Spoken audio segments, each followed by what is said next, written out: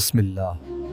آج ہم سنیں گے حضرت یوسف علیہ السلام کی روح پر اثر چھوڑ دینے والی کہانی۔ بچپن میں یوسف علیہ السلام نے ایک نورانی خواب دیکھا جس میں 11 ستارے، سورج اور چاند ان کے آگے جھک رہے تھے۔ بیٹا، یہ خواب اپنے بھائیوں کو مت بتانا، اس میں اللہ کا راز چھپا ہے۔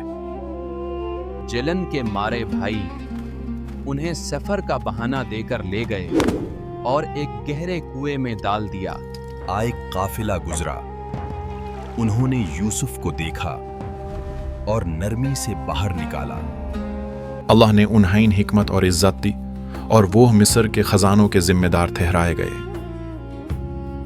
سالوں بعد بھائی مدد کے لیے آئے۔ یوسف نے انہیں معاف کیا۔ یہاں ان کا بچپن کا روشن خواب پورا ہوا۔ یہ کہانی بتاتی ہے کہ صبر کرنے والوں کے لیے اللہ ہمیشہ راستے کھولتا ہے۔